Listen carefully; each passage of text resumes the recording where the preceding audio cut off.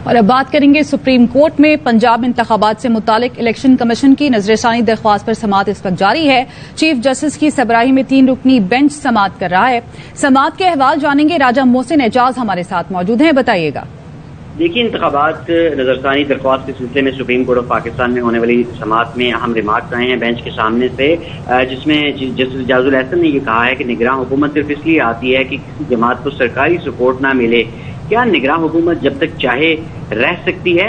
और ये भी कहा गया जस्टिस मुनीब अख्तर की तरफ से कि इलेक्शन कमीशन ने हाई कोर्ट में इंतखाबात से माजूरी जाहिर की, ना कि सुप्रीम कोर्ट में। सुप्रीम कोर्ट को भी कहा कि वसाइल दरकार हैं। अब इलेक्शन कमीशन कहता है कि आइन के उसूलों के मुताबिक इंतखाबात मुमकिन नहीं। ये पहले क्यों नहीं कहा कि वसाइल मिलने पर भी इंतखाबात मुमकिन नहीं है? इलेक्शन कमीशन ऑफ पाकिस्तान के वकील ने कहा कि अपने तहरीरी मौक़िफ़ में ये नुक्ता उठाया था।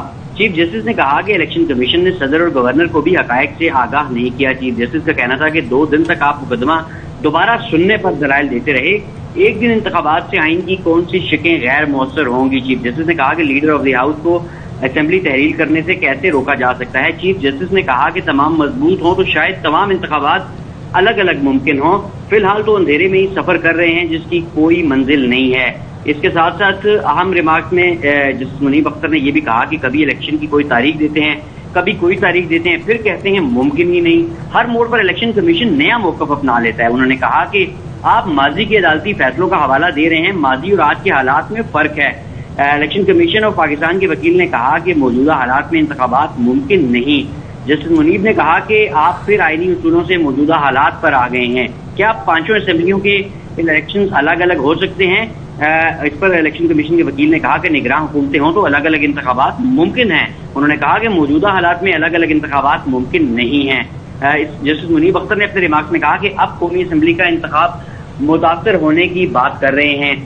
अरकान कौमी असम्बली सूबाई इंतखाबात पर भी असरअंदाज हो सकते हैं। इसके अलावा जो अहम रिमार्क्स थे चीफ जस्टिस के, समाअत मुलतवी हो गई है पीर तक, और उससे पहले जो अहम रिमार्क्स थे चीफ जस्टिस के, उसमें उन्होंने कहा कि इलेक्शन कमीशन को वजारत खजाना के बहाने कबूल नहीं करने चाहिए। इलेक्शन कमीशन को हुकूमत से ठोस वजाहत लेनी चाहिए। चीफ जस्टिस ने कहा कि कल अरकानी असेंबली के लिए 20 अरब की सप्लीमेंट्री ग्रांट्स मंजूर हुई। इलेक्शन कमीशन को भी 21 अरब ही दरकार थे। अरकानी असेंबली को फंड मिलना अच्छी बात है। इलेक्शन कमीशन खुद गैर फाल है। इलेक्शन कमीशन के इस्तेदाद कार में इजाफे की जरूरत है। उन्होंने कहा कि इलेक्शन कमीशन ने 4,50,000 सिक्योरिटी एहलकार मांगे और इलेक्शन कमीशन को खुद भी नहीं पता कि उसने क्या डिमांड करनी है। ठीक है, समाअत पीर तक मुलतवी हो गई है। बहुत शुक्रिया आपका अपडेट करने के लिए।